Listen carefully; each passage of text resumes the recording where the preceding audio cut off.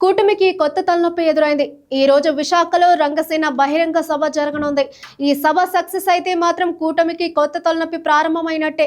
ఎందుకంటే కాపులు ఇప్పుడు పవన్ కళ్యాణ్ వెంట ఉన్నారు. పవన్ టీడీపీ కూటమిలో ఉన్నారు. అయితే కాపులు ఆశించిన స్థాయిలో ఏపీలో పాలన సాగడం లేదు. కాపులకు తగిన ప్రాధాన్యత దక్కడం లేదు. కాపు లాంటి ఒక పవన్ కళ్యాణ్ మాదిరిగా అన్నట్టు పరిస్థితిని మార్చేశారు. ఇది కాపు సామాజిక వర్గాల్లో ఆలోచనకు తెరతీసింది. ప్రత్యేకంగా కాపు సామాజిక వర్గం మాత్రమే రాజ్యాధికారం దక్కించుకోవాలన్న ఆలోచన వారిలో ఉంది. సరిగ్గా ఇటువంటి సమయంలోనే వంగవీటి మోహన్ రంగ కుమార్తె ఆశా ఎంట్రీ ఇచ్చారు. రంగారాధ మిత్రమండలి ద్వారా పొలిటికల్ అడుగులు వేయాలని భావిస్తున్నారు.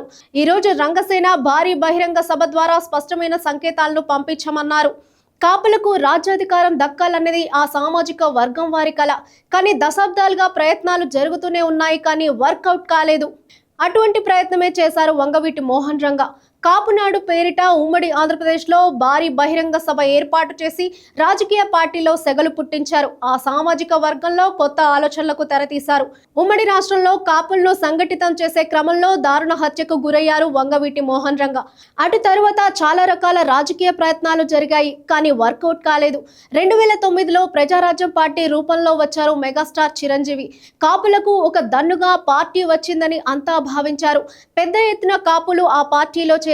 కానీ పార్టీని ముందుకు తీసుకెళ్లడంలో చిరంజీవి అనుకున్న స్థాయిలో సక్సెస్ కాలేదు. ప్రజారాజ్యం పార్టీని కాంగ్రెస్ లో విలీనం చేశారు చిరంజీవి. దీంతో రాజకీయ పార్టీలు అంటేని నమ్మకం కోల్పోయింది కాపు సామాజిక వర్గానికి. కనీసం రిజర్వేషన్లు దక్కినా పర్వాలేదని భావించారు. ముద్రగడ పద్మనాభం రూపంలో కాపు రిజర్వేషన్ ఉద్యమం ప్రారంభమైంది. అప్పటి టీడీపీ ప్రభుత్వం ఈ ఉద్యమాన్ని అనగవేసింది. అటు తర్వాత ఈ బీసీ రిజర్వేషన్లు అంటూ చంద్రబాబు గారడీ చేశారు. కార్యక్రమంలో కాపు సామాజిక వర్గం పూర్తిగా వ్యతిరేకమైంది తెలుగుదేశం పార్టీకి.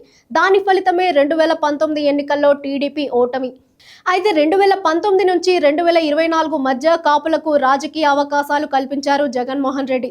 పదవులతో పాటు అనేక అవకాశాలు ఇచ్చారు. కాపు సామాజిక వర్గం నేతలకు డిప్యూటీ సీఎం హోదా కూడా కల్పించారు. కానీ పవన్ కళ్యాణ్ రూపంలో ఉన్న జనసేన కాపుల పార్టీ అంటూ చెప్పుకొని వైఎస్ఆర్ కాంగ్రెస్ పార్టీపై విష ప్రచారం మొదలుపెట్టారు. దీంతో కాపులు జనసేనను బలంగా నమ్మారు. కానీ పవన్ కళ్యాణ్ చంద్రబాబు పల్లకి మోస్తున్నారు. అది కాపులకు ఎంత మాత్రం రుచించడం లేదు.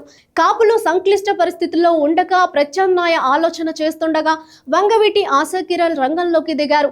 రంగరాధ మిత్రమండలి ద్వారా ఈ రోజు రంగసేన బహిరంగ సభ విశాఖలో నిర్వహిస్తున్నారు. అయితే ఈ సభకు హాజరు కాకుండా కూటమి ప్రభుత్వం అన్ని రకాల ప్రయత్నాలు చేస్తోంది. సభకు వెళ్లే వారిలో అనేక విధాలుగా అడ్డగించే యత్నాలు జరిగాయి. స్వయంగా ఇంటెలిజెన్స్ రంగంలోకి దిగినట్లు తెలుస్తోంది. ఎవరెవరు ఈ సభకు హాజరవుతారో తెలుసుకొని వారిని ముందస్తుగానే కట్టడి చేసినట్లు సమాచారం. ఇప్పుడు గాని ఈ సభ హైలైట్ అయితే కాపుల మనసు మారిందని ప్రచారం మొదలవుతుంది. అదే జరిగితే తుని రైలు ఘటన మాదిరిగా కాపులు కూటమికి వ్యతిరేకమయ్యే అవకాశం ఉంది.